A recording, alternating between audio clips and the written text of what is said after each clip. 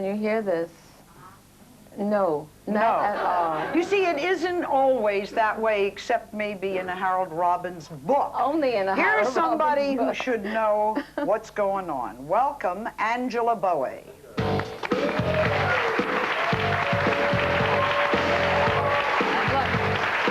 down. Thank you. That's so beautiful. Sit down. Well, we found out that Grace was doing her thing and ran into Harold Robbins. How in heavens? David Bowie wasn't David Bowie when you met David Bowie. He had the last name. He wasn't the creation or as notorious as he became. You met him in London when? You're a college girl. Yeah, in 1968. Where? Like at a restaurant? Or? No, I was going out with a record company guy called Lou Reisner, who ran Mercury Records in England. Not bad. And he was interested in signing David, so he took me to the show with his A&R man, Calvin Markley, and said, "What are you guys thinking?" Seemed great. He looked all right to me, right? Yeah, sign him. All right. What was his talent then? What did he look like? What was his talent? He was, at that particular time, he was projecting himself as a folk singer.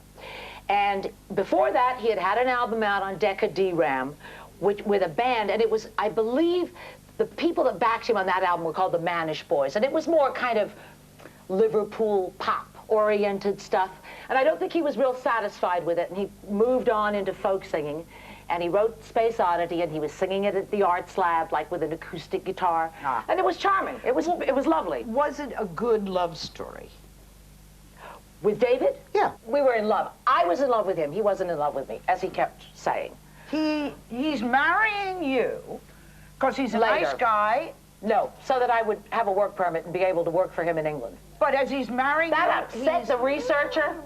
No, I don't mind at all. tragic. But as he's marrying you, he's telling you he's not in love with you? Oh, yes. And specifically, He said, told you every step of the way he wasn't in love with you. no, he told it. We said it once. And I think he probably regretted having said it, because later, when he wanted to make out that it was a big love affair, it sounded kind of stupid because he'd already said he wasn't in love with me. But When no, did he only said it once. did he want to make it a big love affair, and for whom?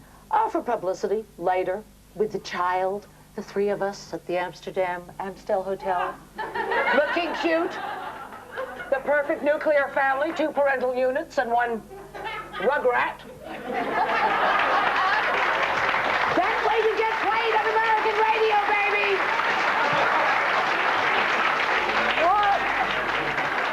What was it like being married to a rock star? I'm not even saying David, I'm just saying a rock star. What's that like? I mean... I was behind the scenes doing a lot of the publicity and promotion, and I'm not avoiding your question. I don't really know.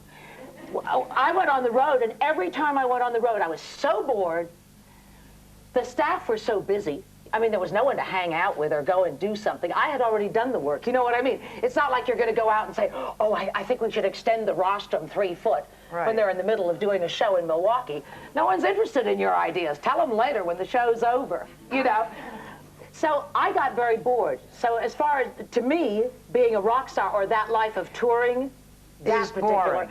it's hard on the band. You know, it's very hard work. Well, you hear this thing that rock stars are besieged by groupies. Were there tons of women coming up to them all the time like you're supposed to? I love her. We did a show about this. I love her. This poor woman works too hard. We did a show on groupies, and I was like the anti-Mame, the wife. But were there groupies? Oh, men groupies, women groupies, anaconda groupies, any kind of groupie. We had them crawling out of the woodworks, Miss Sally. How did you deal with that? Very good question, Grace. I got another I went back writer. to London. When he had the groupies, if you it would got go. too much, I'd say, oh, I've got that appointment in New York. I'll be darned. I'm so sorry. I'd love to stay and play, but guess what? Did you ever catch him with the groupies? Oh, a couple of times. I got embarrassed there because I actually threw one up. Should I be telling this story? Yeah.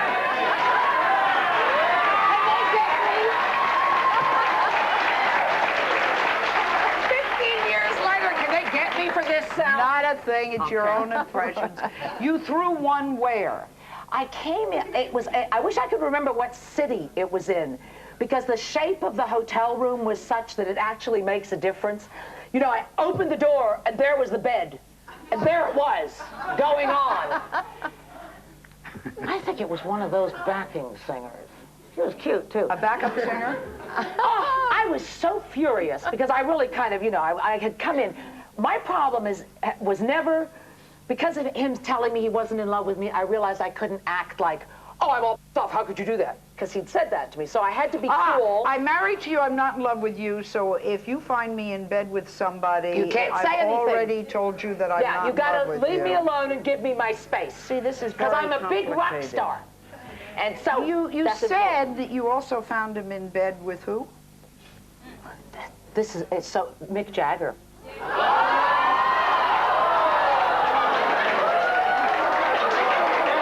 Sally is so happy. She said, I can't believe it. She actually stuck to the script.